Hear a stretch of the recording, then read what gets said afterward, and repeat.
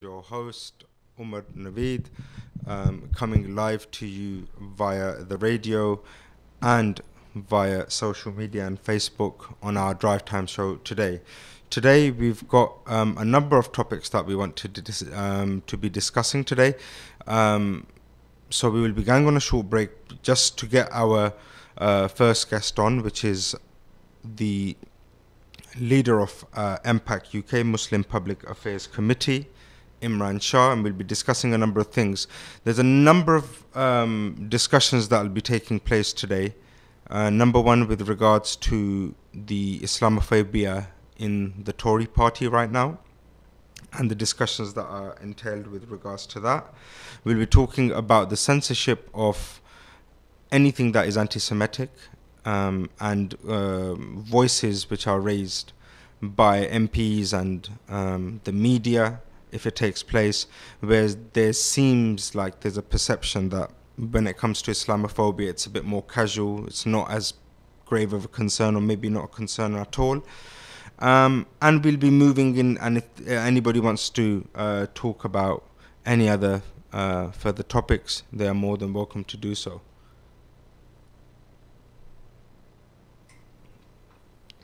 I'll be going for a short break, and I've been reliably informed that our first guest is on the line as well. So we'll take a short break and we will be back in a short while. E79PA. Contact us on 07415 474 185.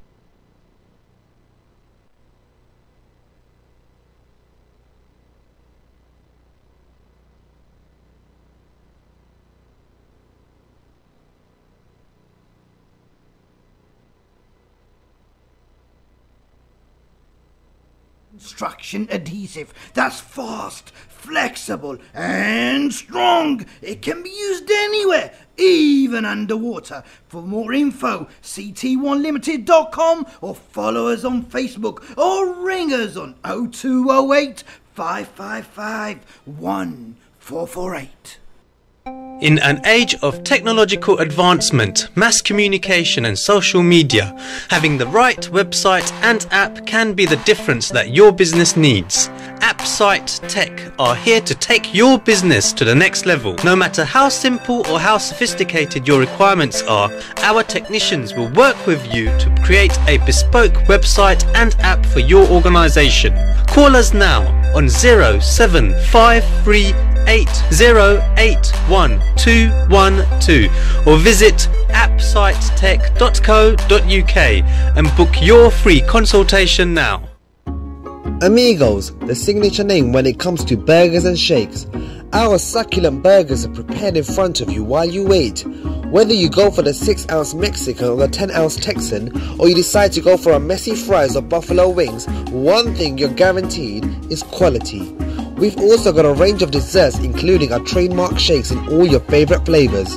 We're based at 400 Cranbrook Road in Gants Hill, so come down to dine in or order in on Uber Eats or Just Eat. Amigos, hats off to great burgers. Ramadan FM 2018, the voice of British Muslims.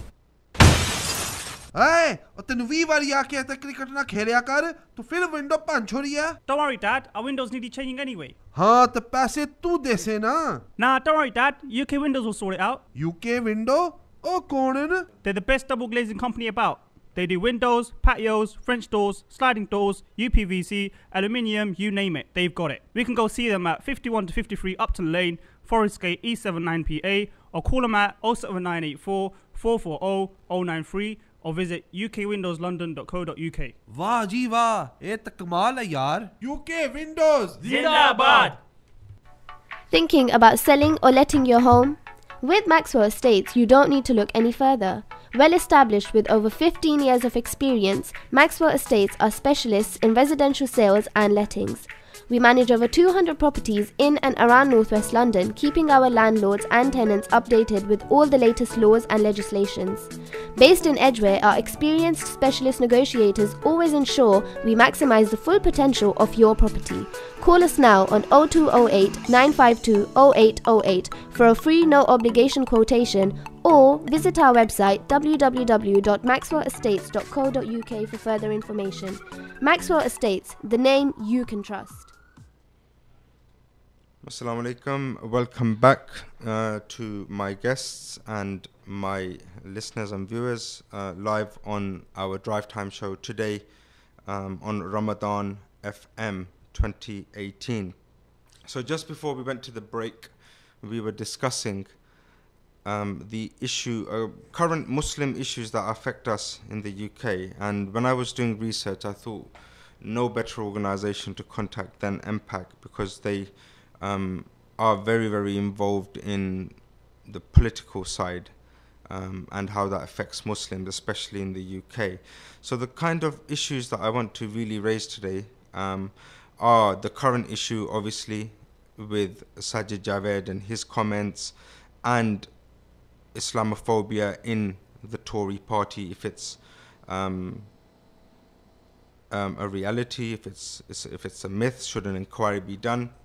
And this came up after the topic of the debate night show we had on Friday, where there was the question asked whether Islamophobia is it a myth, is it a reality, how far of a reality is it, or do Muslims just cry wolf? So we were exploring options. So without further ado, I'd like to get our guest on, Mr. Imran Shah, the head of MPAC UK. Assalamu alaikum, Imran. Can you hear me?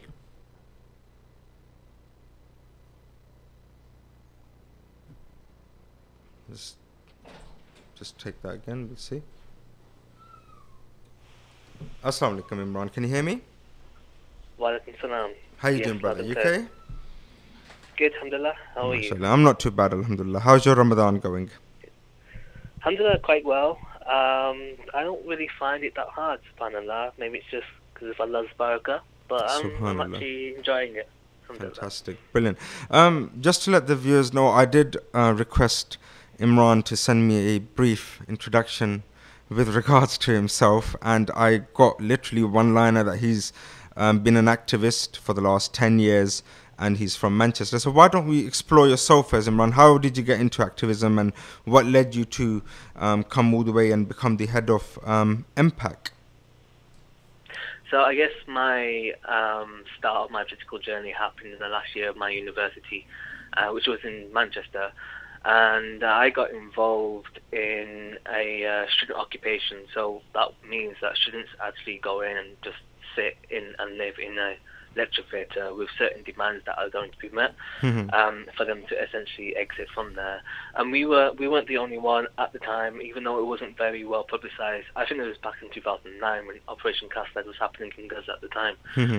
We were like one of 50 student occupations that are happening across the UK in different universities. And I just saw how much, when people come together, when there is really concrete, strategic and focused action, and just how much pressure you can put on any particular establishment. And we actually got a lot of our demands. We had 12 demands, we got 9 of them, and we actually stayed there for 30 days. So so we had a very good orchestrated campaign. And before that, I wasn't really too sure whether politics or this mass action actually works. But after that, I could see like how it's done and how much work goes in the background, and that really inspired me. This can be an avenue for change. Subhanallah. And what about your journey into MPAC? When did you start your journey into MPAC, and what led you? Well, you evidently the head now, so congratulations on that to you. Because obviously I'm well aware of Raza, who was the head previously. So you're the head now. That's fantastic. If you just give us a short intro into your journey into MPAC and how you've become the head. Yeah. So I mean, when I was politically active, I was looking for Muslim organisations, and I really doing my research, and I really found that MPAC was the one that was kind of aligned to my values of like non-sectarianism and just results-focused, action-orientated sort of stuff. And so when I joined, they were already sort of 9-10 years in existence.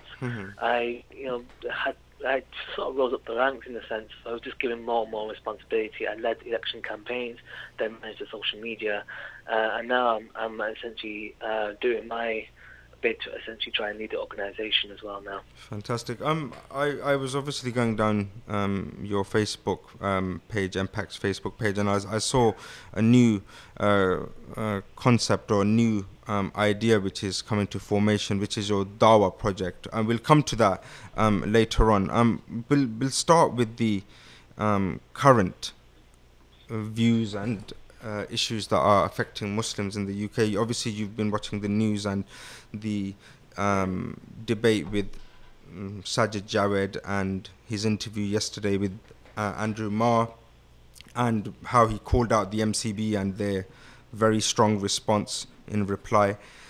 With regards to the Islamophobia, and there's been requests for an inquiry to take place if there is Islamophobia in the Tory party. There might be some of our viewers that might think there isn't an issue of Islamophobia within the Tory party. We know MPAC stance. Would you like to answer first and foremost, should there be an inquiry, and what reasons there are that there should be an inquiry whether there is Islamophobia in the Tory party?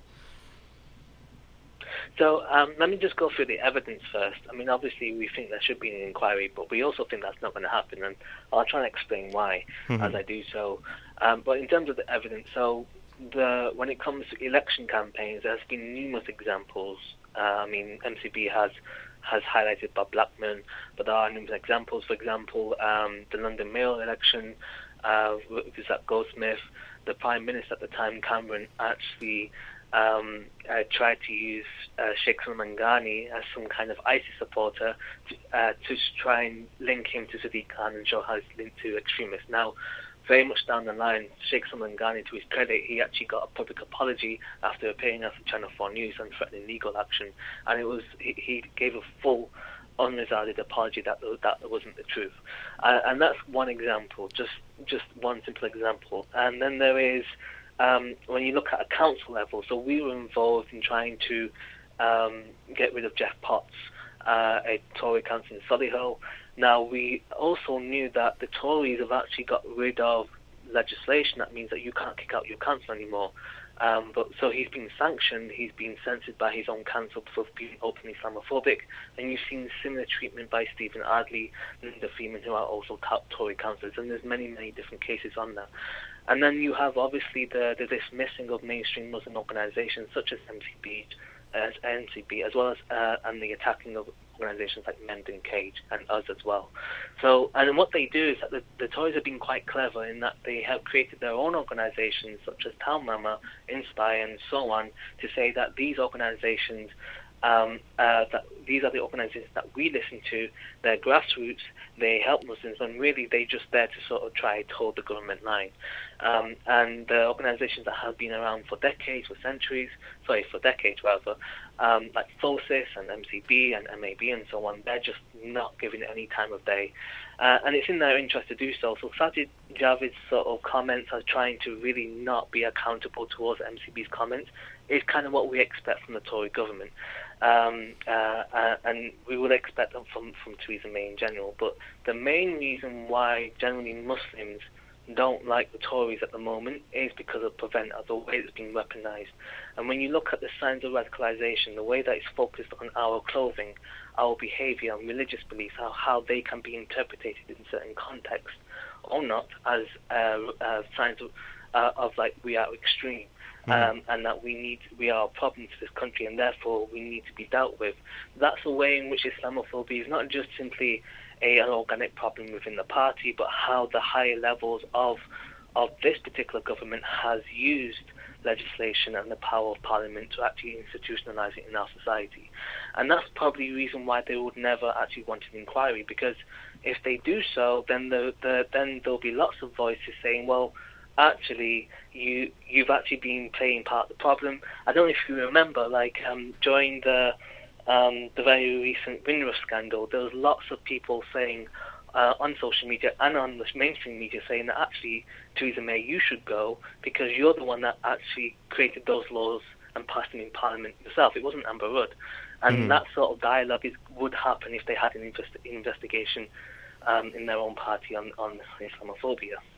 That's very interesting points there. But what do you think of Sajid Javid's comment yesterday, I find it quite hypocritical, critical with the way he comments. When it suits him, he's not a Muslim, he's not practicing, and when it does suit him, he'll mention, like yesterday in the interview, that, well, I'm the Home Secretary, my name's Sajid Javid, and yeah, I'm a brown person, I'm a Muslim, he even said.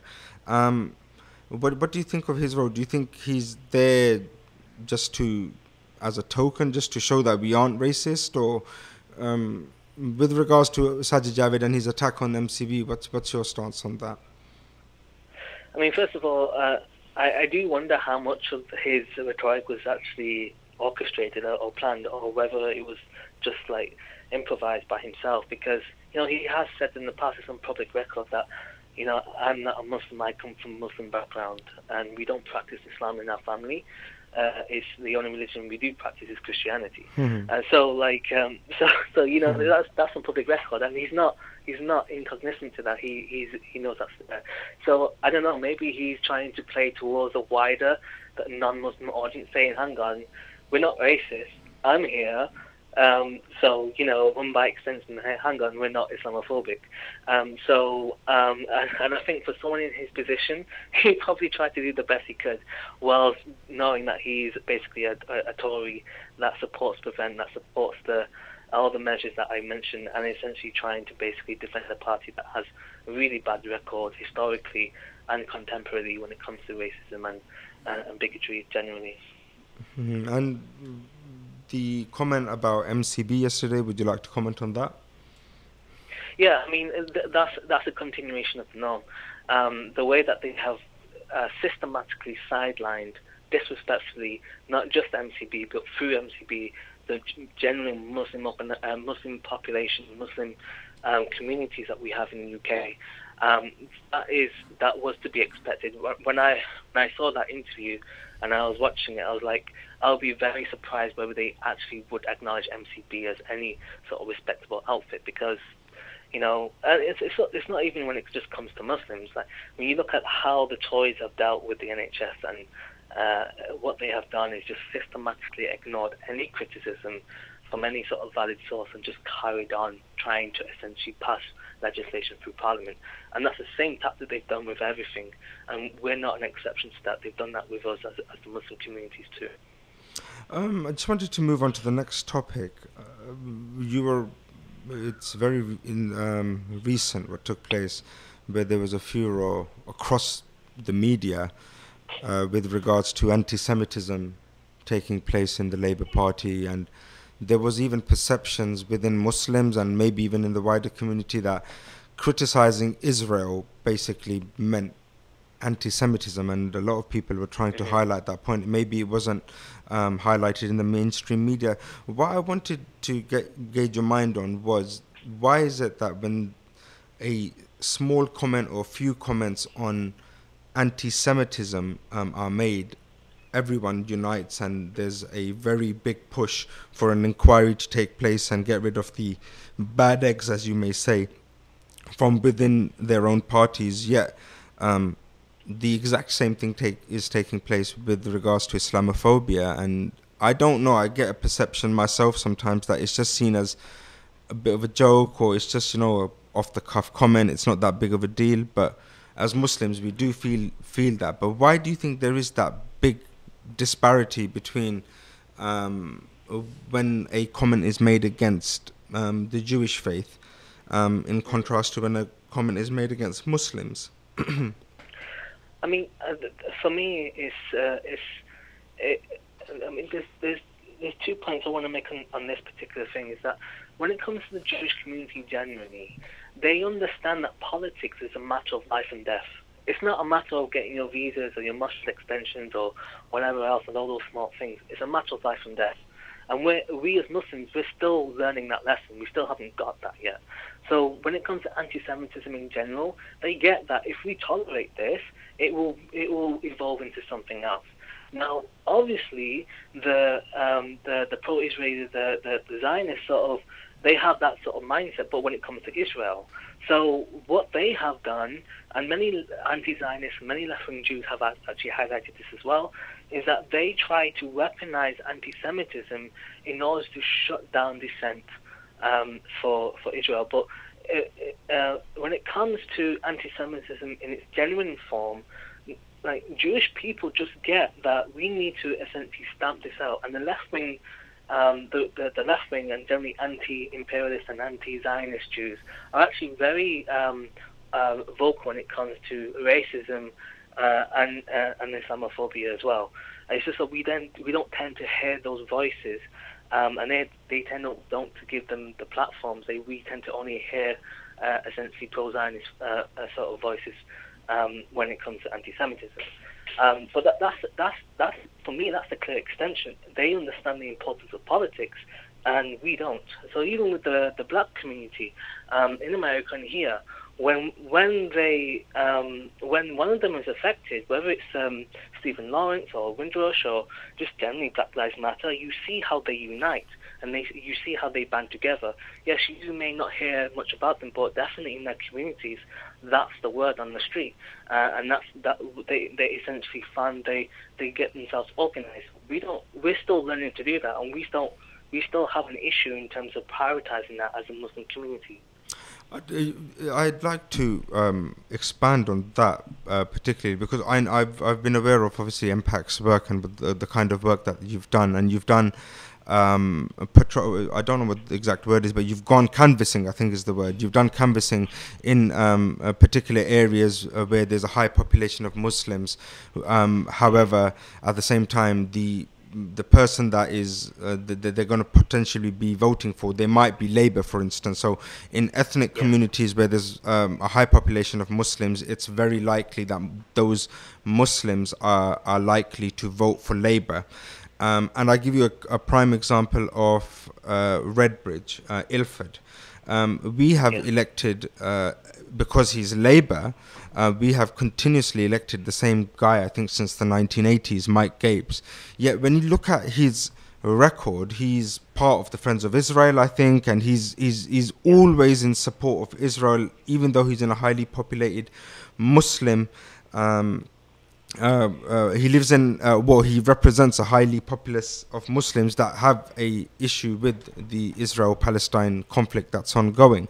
So do you think that our Muslims in the UK, like you've just mentioned, that the black community can come together, the Jewish community is very, very good at this.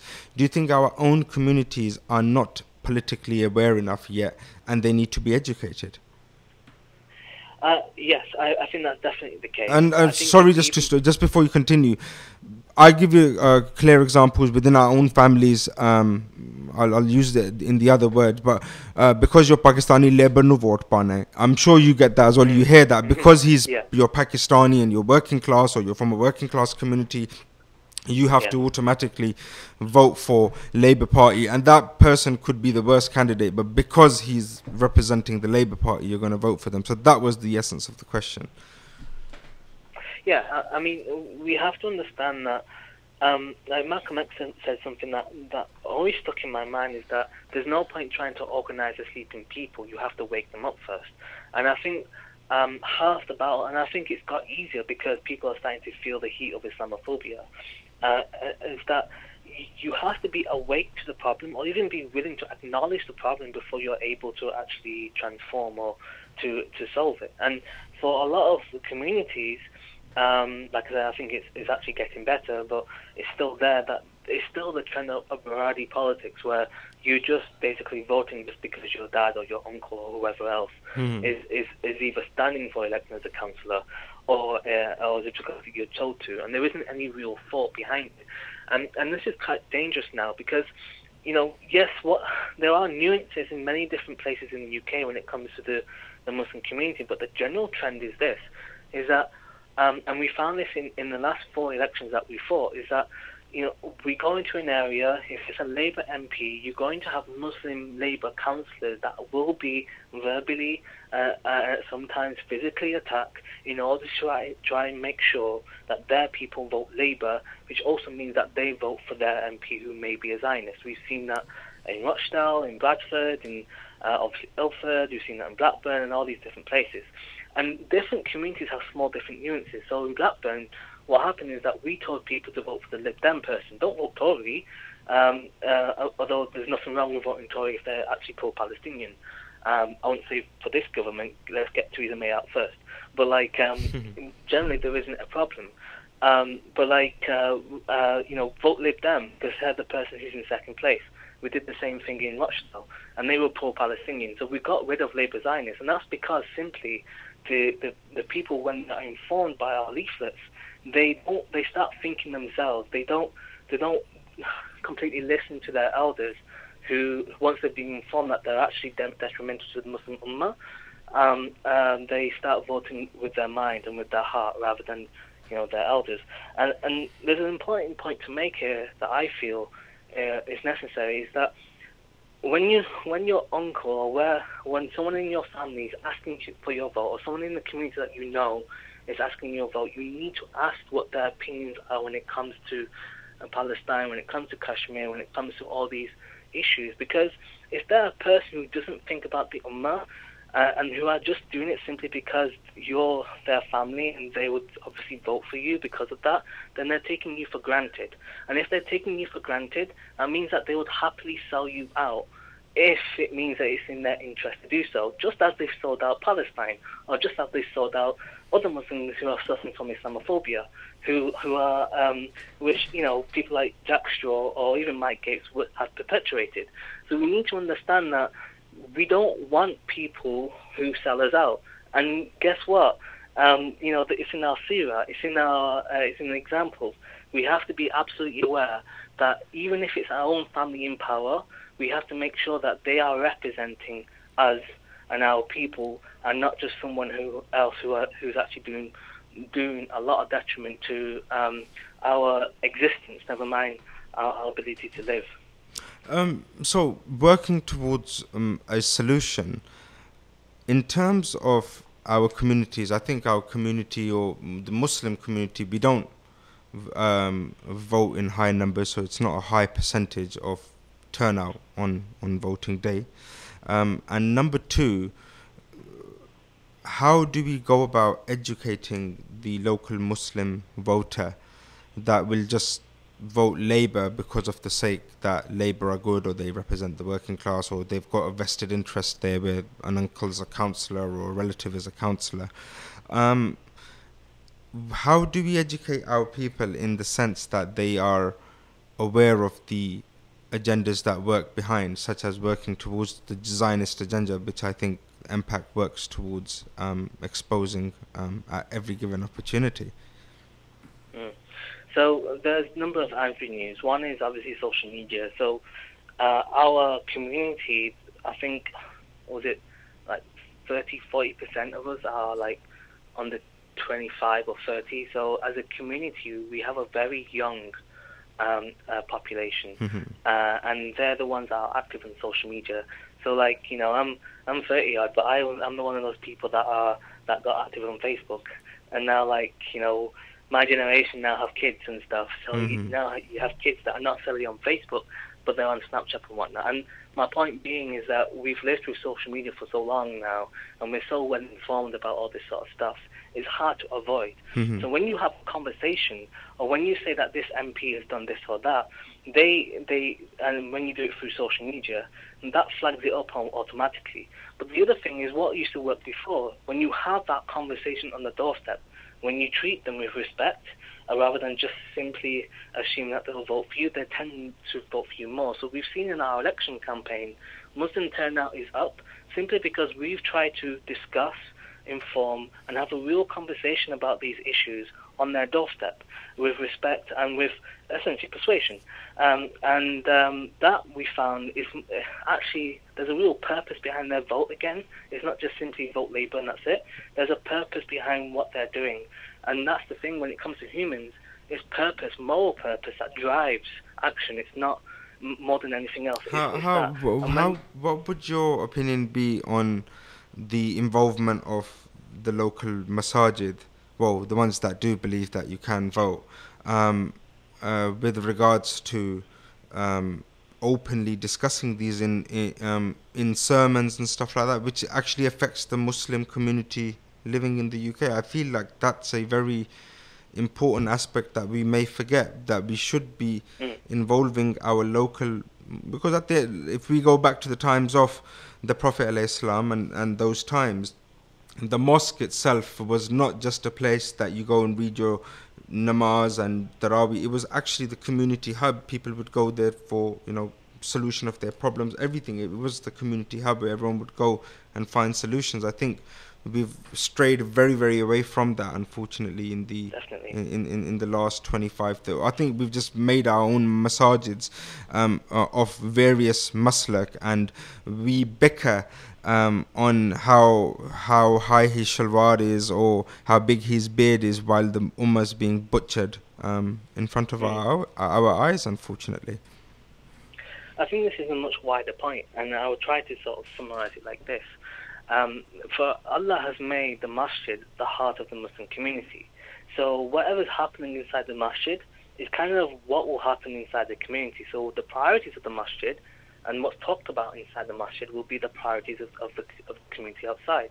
So when you have a masjid that is proactive, that is inviting their MP, that is talking and raising the issue of Islamophobia, that has community events, that empowers the youth and all these sort of things that a masjid should be doing nowadays, that's going to be setting the priorities for the children, for the parents, for anybody who's involved in that masjid. And when you have a masjid that is talking about, smaller things, who no longer talks about Islam as a moral force for good, who just talk about it in terms of rituals and whatnot, and that's going to be what's talked about in the Muslim community, and that's what's going to be prioritized. And yes, there is generally a trend when now that masjids are saying that you must go out and vote. But in certain places, especially I think particularly in the north of the UK, there's still that nepotism between masjid committees as well as the councillors. There's this sort of political relationship that happens there, and it's the again accountability. So when you look at masjids who are open and accountable, the masjid the people tend to be a lot more proactive inside the masjid. And when accountability is shut down, then people tend not to get involved. They tend to be a lot more passive or quote unquote lazy. And it's the system that actually generates behaviour. It's not actually the individual. So when you see a community or people acting in a particular way, you should always be asking, where are they learning that behaviour? What system is programming and instilling that behaviour? And usually for us, it's the masjid. And that's how Allah defined it for us. And that's why we as MPAC, we've always had a heavy emphasis on the masajid, simply because that's where behaviour is learned. So, when there's that always sort of common thing that I hear every single Ramadan, is that you always get Muslims inside Ramadan all the time, and the parents don't teach the kids how to be Muslims all year round and whatnot. But then who taught the parents? We're second, third generation now. Absolutely. And we have to acknowledge, we have to acknowledge the fact that, if maybe it's not the parents, maybe it's the masjids that are creating broken Muslims, and then blaming them for being broken. And we have to acknowledge that. And if we do not, then we're going to recycle this vicious cycle. And guess what? That actually impacts our ability to defend ourselves against Islamophobia. Because if we're not empowering our sisters, as Allah empowered them, if we're not empowering the youth, they're not going to have the self-confidence to defend themselves. And that means that we're not able to actually stand up and have a backbone for our own faith that really we should be willing to sacrifice for. And it's a massive problem. And I think, with the greatest respect, I think cultural differences play a part in this as well. So personally, when I look at Arab masjids, they're not the best. Some of them really do need some work, but on average, they tend to be a lot better than the South Asian masjids. And I think we need to really learn, again, first of all, get out of our cultural silo, learn from each other. We're all in the UK now, we're all in this melting pot. There's some things that us South Asians do that are better, and there's some things that the Arabs do that are much, much better as well. And we need to really start looking at ourselves as one global ummah, rather than this sort of tribal identity. Then when we are attacked, it's just really we defend people of our own colour. rather than when black Muslims are attacked, we tend not to essentially get active and so on. So there's this real sense of like pettiness and like you said, but that comes from the way in which Islam is taught to us, and the way in which we've really sort of prioritized minor issues over the greater priorities of Islam. Brilliant. Imran, just a final question. As I said at the beginning of the show, I was doing a bit of research on the latest ongoings of MPAC, and I would advise people to definitely go on their website and have a look. They're doing some fantastic work. And the latest, or I don't know if it's been launched or you'll be launching it very soon, it's your Dawa project. So it's DAWAH, the conventional way it's spelt, but it's I really liked it. It's debating and winning against hate. And I saw the video that you've uploaded as well, and it's addressing the common issues that pluck up every summer, as alluded to in the video, whether it's the hijab, whether it's the grooming gangs, whether it's that the Prophet ﷺ was harsh, or they said to kill people and kill the infidels, and what the Quran says. So it's the same old rhetoric. What was the thinking behind it? Number one, I'd like to commend you because I think it's a fantastic initiative, very, very good, so a need of the time. What brought you to the conclusion to do this, and what necessary programs and workshops, etc., will you be doing, rolling out after Ramadan, I'm assuming? So essentially, I mean, you kind of covered half the logic already, that, you know, we've seen now that there's the same stuff, the same narratives that are being recycled, and that's the thing that's actually creating the hate and the violence and so on and so forth. But what we haven't seen, even from any organisation globally, we've tried to really look, because we didn't want to reinvent the wheel, is an organised response back. Like this stuff is organised. Like if you haven't read the book by Nathan Lean called The Islamophobia Industry, you should do. And then you'll know that a lot of this stuff, it's not happening organically. It's being funded by the tens of millions. It's being pumped out by, thousands of people, and real sort of effort goes into it. Mm-hmm. And but we don't even have an organized response back. And these arguments are not hard to beat. They just need to be delivered on point and based upon narrative rather than particular points. And we've had so much experience of this, and we thought, well, instead of just us doing it ourselves, because we know that we don't really have the capacity to fight the Islamophobia industry, but what if we start creating a resource that would actually help Muslims to do the same? So we decided to create this project. It is simply two outputs at the moment. One is a professional briefing sheets for organizations, and we're looking not just in terms of the UK, but also Europe and potentially America. We're working with those organizations as well as equipping them up, as well as animations for each topic, whether it's niqab, halal meat, even grooming gangs and all that sort of stuff that comes out year upon year, as well as we're going to try and branch it to issues when it comes to Palestine, Kashmir, Rohingya, Central African Republic, all the sort of stuff that concern us as Muslims. We want to create that free resource for everyone, so that the masses are clued up. Like, when Israel tries to put out some propaganda or try to do something on Twitter or Facebook, we know it's going to be wasted because there's just too many people out there that just know what the reality is. Mm-hmm. And so if it's not even just Muslims, it's just everybody is just creating so much counter-propaganda against the Israeli state or the Israeli trolls. And it just doesn't work. It's just completely wasted. We want to get to that point when it comes to Islamophobia, but also Kashmir, when it comes to the Rohingya and so on and so forth. We want to be, we just want to know our people and non-Muslims just to know the facts. So when the propaganda comes out, it just doesn't work. It's just wasted. And if we're able to create that environment, that means that not only does it mean that we don't have to, inshallah, live in fear, but there's some actual real pride and hope in our identity and who we are, and we can stand up and be like, I am Muslim, these are the facts, and we will not bow down to you, and we will not be scared or fearful of you. And then, probably, inshallah, we may be doing some events later on, but our main focus is to create those resources, because if we're able to, The world is global now, so if we're able to create those resources, then we can market that globally. And given that Islamophobia is a global problem, inshallah, that will help along, at least on a macroscopic scale, along towards that solution. SubhanAllah. We wish you all the best with that. Would you like to, for the viewers, give the website and any further details with regards to MPAC? Yeah, so our website is mpacuk.org, so mpacuk.org.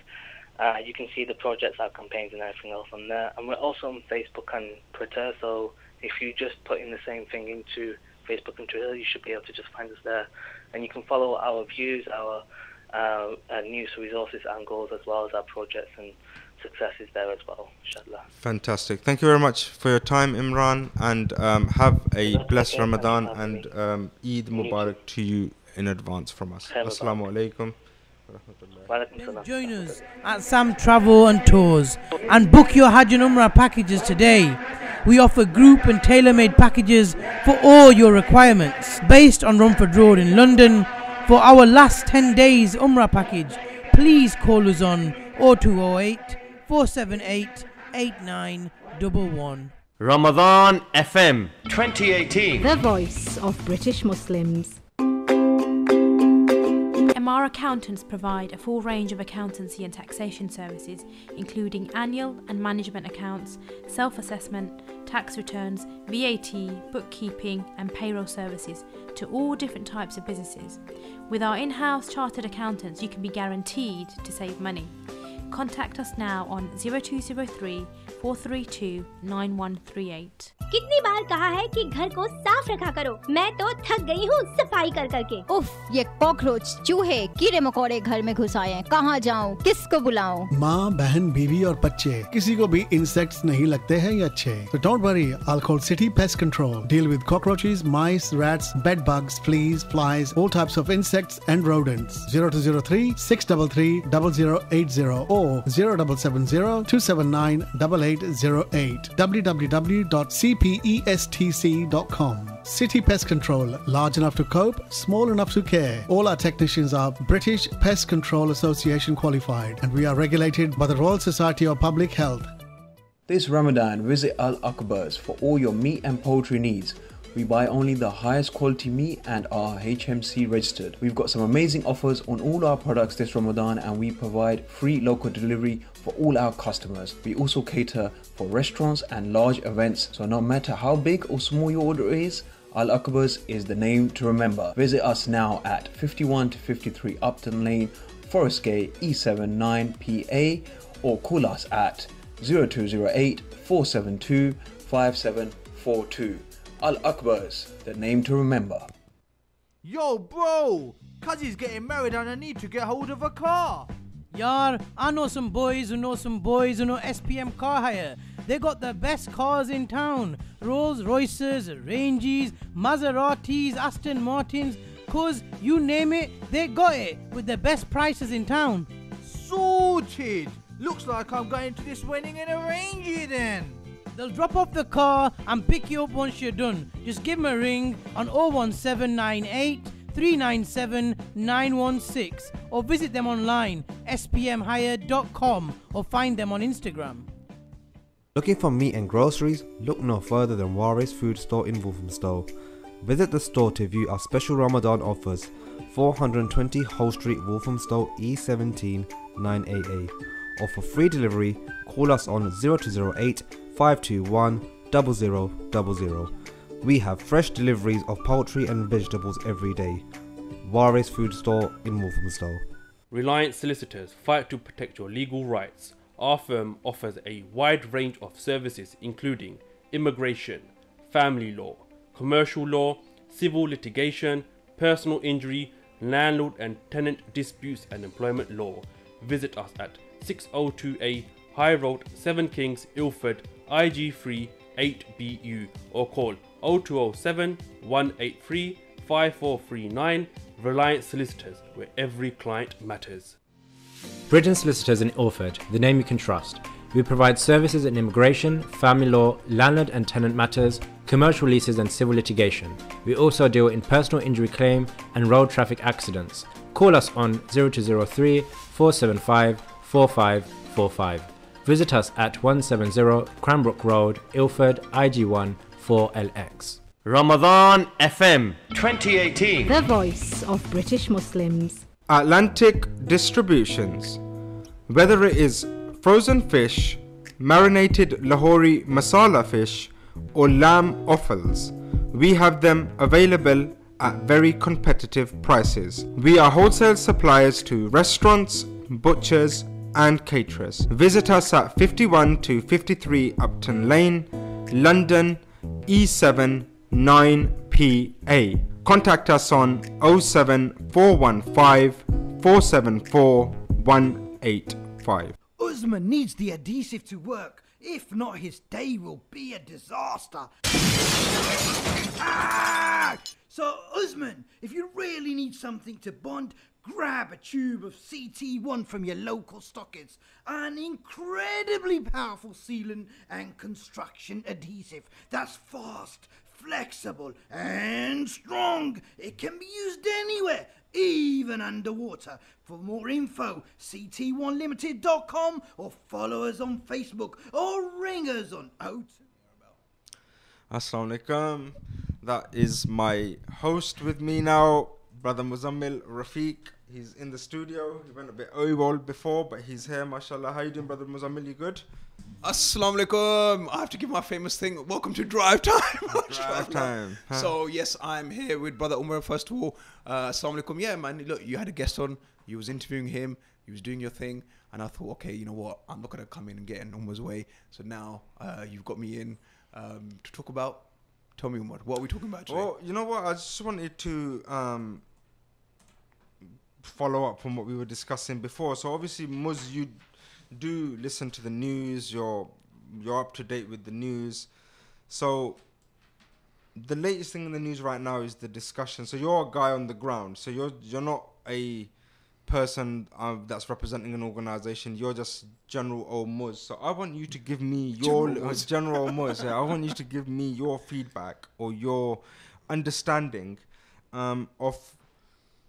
We'll go into a few things, but the first thing I want your understanding from is, does there need to be an inquiry in the Tory party with regards to Islamophobia and what's happened with Sajid Jawed, and then he's called out the MCB and then they've bit back XYZ, but what's your brilliant what's your opinion I mean, on that? first of all, just like to tell the listeners out there, this is a different side to Muz. Look, Muz has got a shirt on. You know, he's trying to copy Umar here. He's trying to fit into Umar's show. But everyone knows out there that I'm an entertainer. I'm not no intellect. So whatever views I'm giving, no intellect. So I would try my best to give as much of an opinion, perhaps on the ground, Umar. Let's if I may, whatever people are saying on the ground, I'm going to give those opinions. Oh, and feel free to call in as well. Exactly. Feel free to call so in. anyone that wants to call in, join the conversation. The number is 0333 Give us a call. Give us your opinion as well of what you feel the situations on the ground. For me, this is going to be in sort of an education experience because I can then understand from Umar, who takes a lot of interest in current affairs, on how or what maybe the reality is. But in terms of Islamophobia, that's what you've mentioned, Umar. Because we were having a discussion, remember, whether it's fact or fiction. Exactly. I think a lot of people understand or accept that it's not just a fiction or something made up. It is there and it is slowly rising. So do you think the Tory party, because, and the reason I bring this up is only 6 weeks ago, a little, no, I wouldn't even say little, I think that'd be demeaning it as well. There was anti-Semitism that was identified or highlighted, and you saw the whole media, all the parties, everyone get together and said, you know what, we need to stamp this out. This needs to be got rid of. And then inquiries, committees were made, XYZ, and the process continues. That was the religion of the Jewish faith. That is the Jewish faith. The identical thing is happening here, but it's the Islamic faith. Do you see the same kind of response, or if not, or if you do, what's your thoughts on that? I mean, firstly, in terms of Islamophobia, we have to give some praise to MCB, who actually, went out there, made this report or whatever to challenge the Tories. It takes a lot of courage for them to do that. They've gone ahead and they've done it, and they've got it seems like quite a bit of media exposure from it.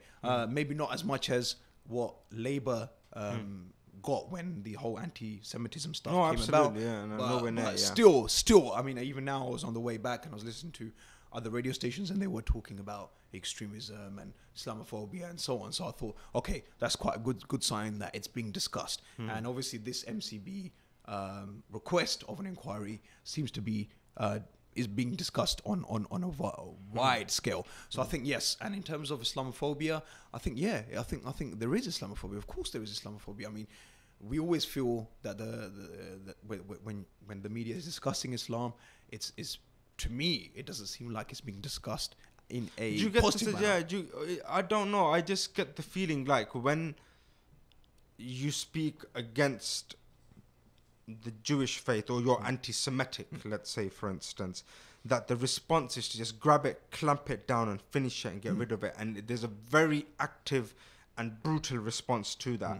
Whereas when it's Islamophobia, it's like, it's just a joke, it's just a little thing, or, just a side comment, off the cuff comment, doesn't really matter about that. Whereas the response should be identical, shouldn't it?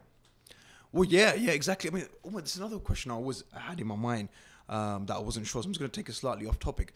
In terms of Islamophobia and anti-Semitism, Islamophobia apparently is not recognized, right? There is no, it's not really a crime. No, nothing like that at this and stage. if you're anti-Semitic, that is a crime, right? Yeah, you could go to jail for that. For even denying the Holocaust, you could go to jail for that. So that's one extreme of anti-Semitism, basically. And what's this race like? Judaism is a race, and Islam is not a race. Well, where's that come about from? No, that's not actually true, technically speaking, because the argument that the neocons or your extreme right wing will always use or argue is that, Islam, you can't be racist against Islam because Islam isn't a race. Exactly, you hear that so many times again. And then they'll pluck out a picture of a Chinese Muslim and a African Muslim and an Asian Muslim and an Arab Muslim and a white Muslim and a Muslim with ginger hair, X, Y, Z, saying it's not a race, so you're not being racist. Well, hold up, that's the same thing. When you could use that with anti-Semitism. When you're being anti-Semitic, you're not just being anti-Semitic against a Jew that is from the Judah lineage. There's Jews that are black. There's so many. You can see the persecution of the black Jews that is happening in Israel today. So it's people try to use the fact that it's a xenophobic, maybe it's a xenophobia, whatever it is. At the end of the day, we won't go into the technical terms whether it's racism or whatever it is, but it does exist, and even you accept that.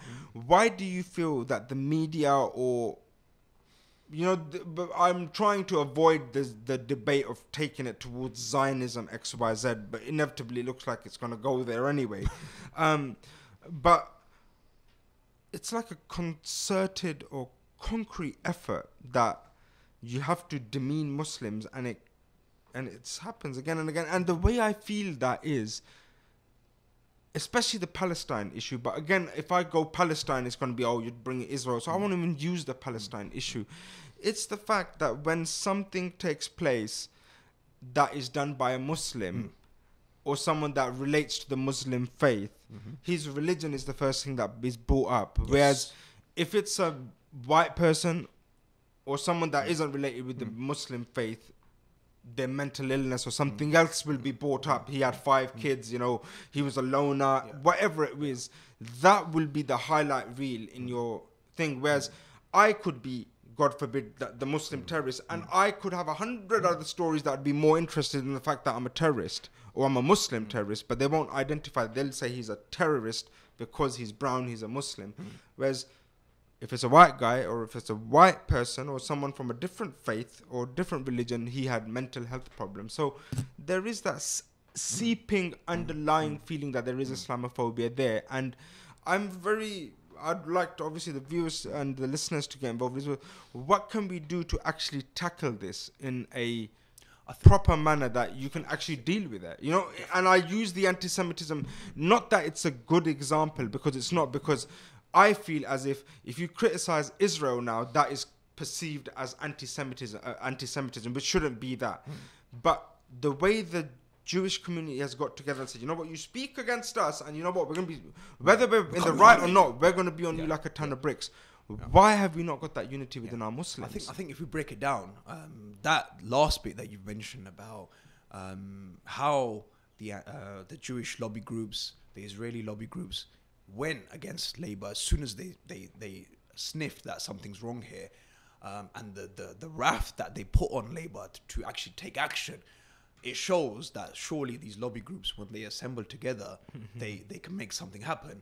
Now, similarly on this side, now we've got MCB who's come up and said, okay, you know what, we're challenging the government directly to do an inquiry into Islamophobia, which is only fair. You know, it's not come out and said openly, oh, you're Islamophobic. It's or not whatever. just MCB. It's saying, look, if I just add there, the Lord Sheikh, who's a Tory peer in the House of Lords, he has written an open letter to Theresa May saying that there should be an inquiry. So Sayyid Nawasi is open about it as well. She's not a peer, but obviously Yeah. she was part of the cabinet not so long ago as well. She was a chairperson, isn't it? Yeah, Right? absolutely, yeah. So for her to come out and say as well, so obviously that is a good sign that we've got a report. Hopefully, fingers crossed, if there's more lobbying. What worries me with the Muslims sometimes is that we don't unite on issues. We start discussing, other Aqidah issues or whatever, and we dwell into that, and our message just gets lost in that. But you would like to see now, the Muslim institutions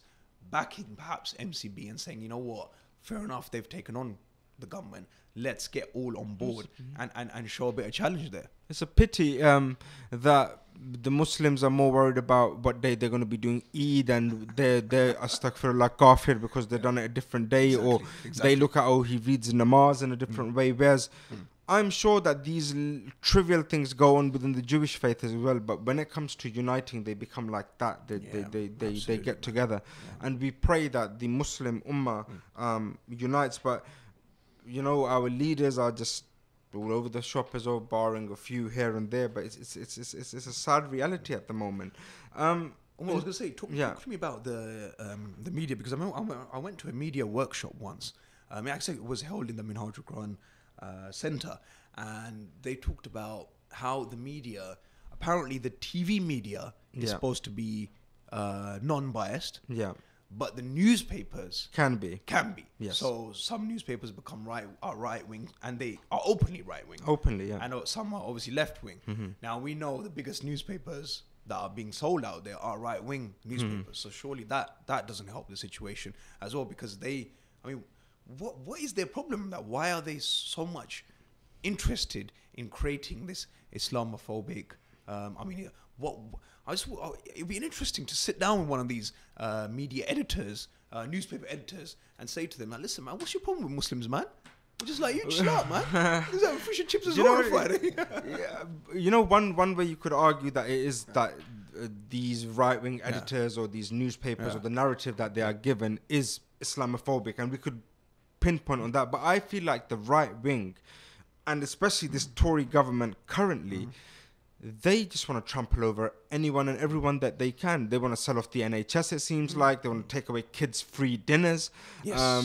And obviously the Islamophobia, XYZ, and toing and trying to suck up to basically America and Israel, really and truly, unfortunately, which is sad to see. But in terms of phoning up these editors, for example, you're saying and seeing, they have to just follow the narrative that is given to them from behind, and then obviously they make their news in accordance to that. No, but who is this behind? Who is this narrative behind? Is it their backers, their investors, their shareholders? Well, a lot of these people are owned by Rupert Murdoch, can't they? Unfortunately. So I read somewhere as well, I don't know how true this is, in America there's so many TV networks XYZ, but there's only 4 owners. And all they own various companies, so I'm assuming. Yeah. So I know in America, the TVs are the opposite. Exactly. The media is opposite. Yeah. The TVs are they can do whatever they and like. The newspapers have got restrictions. They've got restrictions. Yeah, absolutely. It's weird. I think I know a bit as well. He knows a little bit. Yeah, he does know a little bit. It's really strange. Yeah. I don't know. I think there should be a cap where you can't go too biased. Now, if you look at the bias of the Daily Mail or stuff like that, it's this in the underbelly, you can feel the open racism. I mean, look at Sun's article. There was one article about something, I can't remember what it was, about they're saying that Muslims done this. Yeah. But then it turned out it was a liar. Exactly. And so the front page was about that, and then apology was somewhere down the fourth or the fifth page. Yeah, it's a little paragraph there at the bottom. Yeah. Well, what's that going to achieve? They've had to back down. I mean, that's a small victory. It's just pure blatant that kind of stuff is happening, and where you see a terrorist attack happening or whatever stuff like that happening. If it's a Muslim doing it, Muslim terrorist, Muslim grooming gangs, Muslim this, Muslim that. Any crime that takes place, they need to add Muslim to it. And if it's the other side, that's it. I could argue from another angle that maybe we deserve it because we can't unite. If the reality of the situation is there's 1.6 to 1.8 coming, if you're going to go to an extreme, 2 billion Muslims living in this world. Now, if you can't stand up for your rights, no one's going to give it to you. The blacks have seen that with the civil rights movement that took place. And I'm not saying that things are as bad as what it was when the Holocaust took place, X, Y, Z. It's not even close. And even comparing that, it's doing it an injustice. But at the end of the day, until you don't speak up and raise your voice, and when you are in such a big, large scale in the sense that there's such a big volume number of you guys and you can't speak up for something, you're just bickering and fighting in and amongst yourselves, people will prey on that and they will look at the weaknesses within and where they can destroy people from within, and they will destroy you. And that's what's happening with the Muslims, unfortunately. We can cry wolf and say, this is the Daily Mail said so a bad thing about it. The Sun called us terrorists. The Mirror said this. The Muslims are more worried about, do you see the guy, his shalwars this high up, kafir hai, astaghfirullah, and stuff like that. We're more worried about stuff like that. You know what? Fair point, but at the same time, I would say, thank God. Yeah, this is something I've seen personally.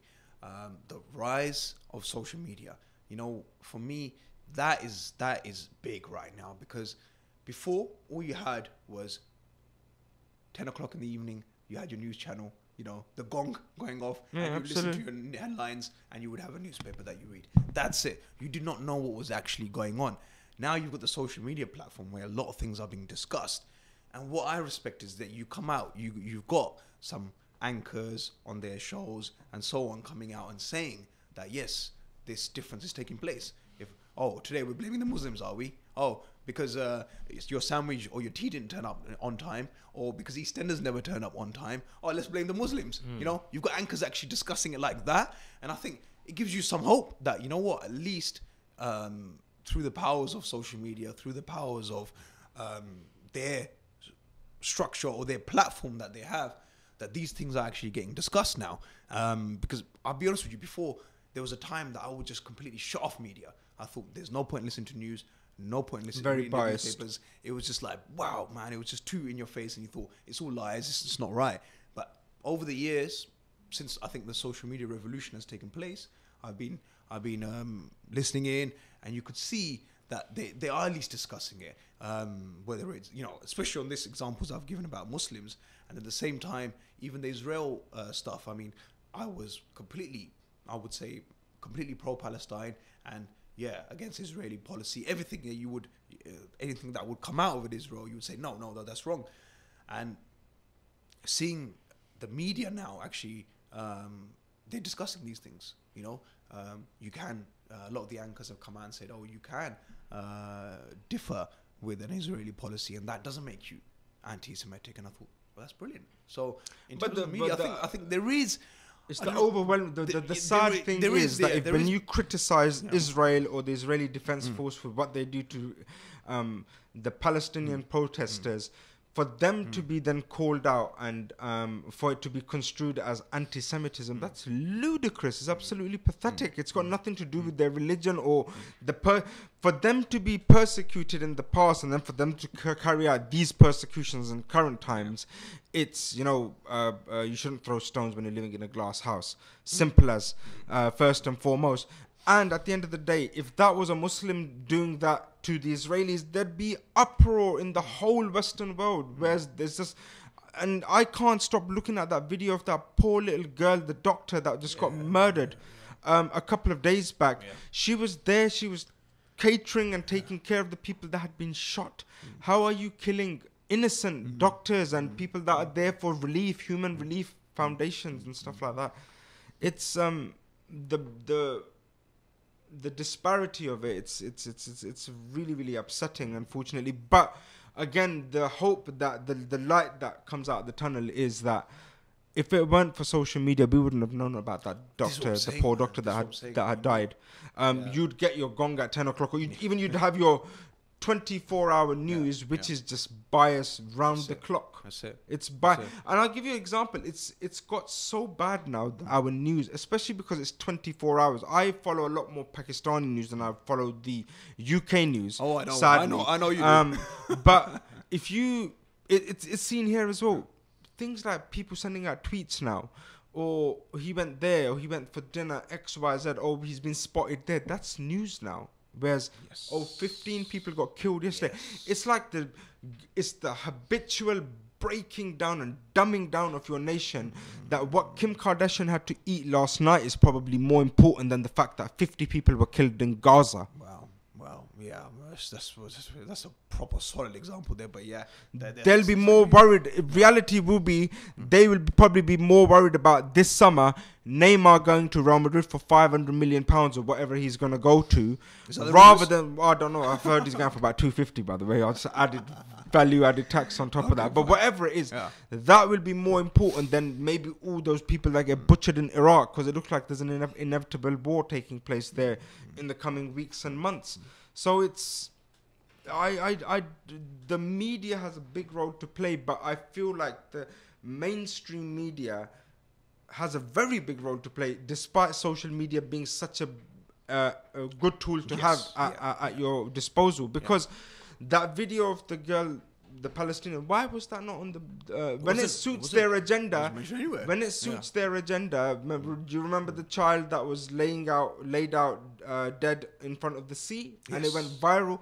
When it suits their agenda, they will make it go viral, and they'll go X, Y, Z. This is this is humanity. This is what it is. There's no consistency. There's no consistency, and that's what makes us as Muslims lose confidence in the media and say, look, you know what, they're not presenting a true reflection out there.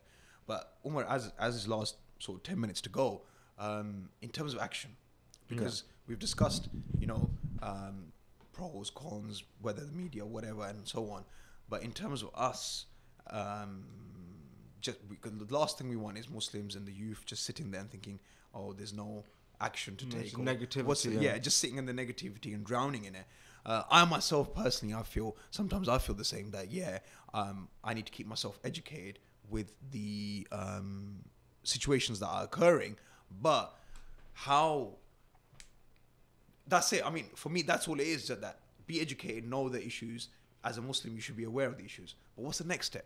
What do you do? What can you do to try to make a difference? Yes, there are lobby groups. Yes, there are. What as an activist would you say that we should be doing? Well, I'll put you on the spot. No, you haven't put me on the spot. It's a very loaded question, undoubtedly. I mean, let's discuss it. I think. Do lobby groups work? This is what they say, isn't it? That you should write to your MP. You should write to the editors. You should send letters to them. Does it really work? I don't know. Does maybe I know one letter won't work, but 10, will they work? Will they see it? Will they make it? Well, I don't know. I personally think a lot more representation, and this is a very good point that we were discussing just before I took you on. The brother that I was on the phone with, Imran Shah, what he was discussing was that we have a perception within our own families, because we're working class, because we come from poorer backgrounds, because we are still struggling, if you want to call it, that we are conventionally Labour voters. We are Labour voters. You go home, labour ਨੂੰ vote ਪਾਣਾ ਹੈ ਜੀ ਅਸਾਂ working class ਹਾਂ labour ਨੂੰ vote ਪਾਣਾ ਹੈ the Tories ਤੁਹਾਡੇ ਪੈਸੇ ਲੈ ਜਾਸਨ whatever they say you can say labor ਕੀ ਪਾਓ ਵੋਟ labor ਕੀ ਪਾਓ vote. Now what I was discussing with this brother before was and sometimes it's just put a vote because councillor Majid ਜਿਹੜਾ ਹੈ ਉਹ ਮੇਰਾ ਮਾਮਾ ਲੱਗਦਾ ਹੈ XYZ the councillors there's vested interests as well. I give the example of Mike Gapes who's the MP for Ilford. Yes. He lives in a highly populated Muslim area. He asks for the Muslim vote, but he's the friend of Israel, and he always votes. He voted for the Iraq war. He voted for the bombings in Syria. So it is us. The solution is that we need to get into. And I know this is pet hate of yours or gripe of yours. You don't like these Pakistani councillors just becoming councillors for sure. And he's exposed me. Sorry for exposing you there, but you don't like them for sure. Yeah. But there's an underlying current there. These people that are going in there for sure and, I'm a Banigyan councillor XYZ, if they can sell out just for a small councillor seat, they will sell out to their MP when they say vote for Israel.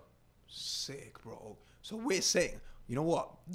I exactly want to do this show on this matter, on this certain topic, and I think you've next Monday. Forget that because you've hit it so beautifully. Let me finish now. Let me finish the point. Please, okay. Please. So when this councillor comes in, he's coming in for your local community. Yes. He's accountable to your MP. He's gonna ask at the end of the day, the MP, Mike Gapes, isn't going to go to my house or down my street. The councillors are a thing for that. Yes. They are going to... Yeah. Now, if the councillors aren't answering the right questions of Mike Gapes, why are the Ilford councillors not saying, why do you keep voting for pro-Israel or bombing Muslims? You have Muslim constituents. Are you not answerable to them? So these sellout councillors probably play a significant role. The solution is we need to get people into the politics that aren't there for their own vested interests, unfortunately, but they are there for the wider Muslim communities. Not ke ji road banati and this, that, but the issues that are the problems for the Muslims living in the UK, whether that be the Islamophobia, which we've just discussed, whether that is foreign policy, whether that's Iraq, Syria, what they're going to go and probably do in Iran now, what's happened in the rest of the countries, the wars that they're going into, whether it is even the education of Muslims, even counter-terrorism. We as Muslims are happy that we want to get rid of the terrorism tag from us, but prevent and other measures like that aren't going to work. And the only way for this to work is to get our Muslims to go into politics. I've made such an impassioned speech right now. I think I should run for PM now. Bro, you know what? It's brilliant. And you know what? If next Monday, your show, we could do on this. We'll get some counsellors in. I've got a couple of other guests that I would like. I think if Umar, if Ijazat, if I could come and join you again, that show would be very important because the politics is very important. Muslims need to... The way you've broken it down, because obviously politics works on it's like a chain, isn't ground it? Level. And ground level is your councillors. They go campaign to the MP that these are our local issues. MP then takes it into the Commons. Yeah. Commons then takes it to obviously the leaders, and they hopefully try to make some decisions and bring it back. Now, obviously, now for example, now I'll give you an example on the Palestine issue. Now, a councillor in Forest Gate or a councillor in Ilford or in Manor Park or East Town, let's be honest, Palestine's got nothing to do with him. But that councillor has enough power or enough reach, or he can go out to that MP and he goes, you know what? I'm your boy on the ground, basically. Now, you are going into Parliament and voting on these issues. Answer me why you voted. I'm a Muslim councillor, for example. Most of the constituents are Muslims. Why have you just voted for a war in Iraq, for example, or XYZ? So we should be expecting this from our councillors, rather than just sitting there quietly, just nodding their head or trying to make a living, not even a living, trying to create that persona of a big shot because they're a councillor. Tackle this topic, bro. We need to tackle this topic. I knew this was close to your heart. That's why I brought it out. It's close to my heart. It's probably because that's what it is. That where can a normal individual say, where can he go? Now you would feel, I'd write an email to your MP and see what happens. And people think, you know what, bro, allow that. Yes, there are hard groups out there that are lobbying and they're doing it. To their credit, fantastic. But for a normal individual, to take time out, campaign, will it achieve anything? But if we could, that's one aspect that we've broken it down. Well, we've got a clear example. Yeah. Do you remember? I don't want to obviously name the person, but he went obviously to fight for some elections and stuff, and there's so much internal politics that it entails within even these Bradri systems and stuff. Thank that you. Oh, bro. Councillors. Bro, Monday, that's your show, bro. Announce it now. It has been officially announced that my next week's show, Brother Muzammil Rafiq will be joining me for a whole 2 hours. Yes. And we will be not even exposing these councillors. In one sense, it is exposing them, but political activism. We are looking at political activism, how Muslims and issues that affect Muslims. Your councillors are the ones who should be on the front line arguing these points, bringing it out in the media, bringing it to your MPs. If they are more worried about going to Iftari and getting their next piece of cake and saying, Vava, well done, brilliant Iftari, Aftab Saab, XYZ, whoever has done it, that's not your job. That's not why you've been elected. You need to be there to represent the Muslims on the ground, our issues on the ground. And we will cover this topic next week. We are in our last 60 seconds. Unfortunately, time does fly when you're having a good time. Brother Muzammil, it was lovely. It's the first time I've had you ever on my show. And I think it's the first time we've done a show together this year as well. It's been a long time. Yeah. We're a good team, as you can see. Muzammil, whoever is with Muzammil, mashallah, he gets, Brother Muz gets into, becomes part of a good duet or a triplet, whatever it is, mashallah. So Allah Ta'ala give him jaza for all his efforts. We will see you next week, inshallah. Remember the drive time this week. We are still raising £50,000 to open this radio full time. Please support this, guys. Please support this. These are issues. Remember, look, now I didn't come prepared to talk about this issue. Just discussing it with Brother Muzammil, we've come to a core issue that affects Muslims. So please support this. And we've got brilliant shows coming up as well on Wednesday drive time. Unmissable. We've got the George Foreman. Big George Foreman. Big George Foreman coming down. He'll be on the phone with Ish. I'm going to try sneak into that show somehow, even though I don't deserve it, but we'll try. And we'll see. Thank you again, Mus. Thank you for having, for coming on to the show next week. Next week, I am telling you, I have got some guests to line up, and I think we will do a great show, inshallah. So, yes. We've got, let's not forget, not just George Foreman, Big George Foreman. The producer just come and reminded me. We've got Amir Khan coming on as well. Amir King Khan. Hopefully he'll be back boxing again at the end of this year. As well as Zaid Shakir, who's from Zaytuna Institute, who led the janazah of the great Muhammad Ali. I've mentioned George Foreman without actually mentioning this topic of the show. Yes. Tribute to the great Muhammad Ali. Allah Ta'ala give him the highest station in Jannah. It's been 2 years since he died. Allah Ta'ala give him the highest station in Jannah. Do not miss that show, Wednesday drive time. And then Muzammil's got a brilliant drive time on Friday as well. Let's not forget. And next week we will be talking about politics, your local councillors, your MPs, holding them to account, basically. Thank you very much, guys. Have a great Iftari, and I will see you guys very, very soon. Guys, also just a quick one, sorry to interrupt, is that, as you know, we did a big challenge yesterday, and you saw the producer and the manager get their butts kicked. Now, the producer's here in Shalwar Kameez today. He's in that much pain. This is how much torture he's had. That is the first step of the ladder to get to that 50 grand. Anyone that's got any suggestions, because bring them in. As you know, Friday I will announce something again. You know me, I can't resist. So Friday we will announce something again, but we've got only a little time left in Ramadan. So guys, any suggestions that you have, get those suggestions in, and we will try and make something happen. Take care, guys. I'll pass it back to Umar. Fantastic, guys. See you after a tick. Take care.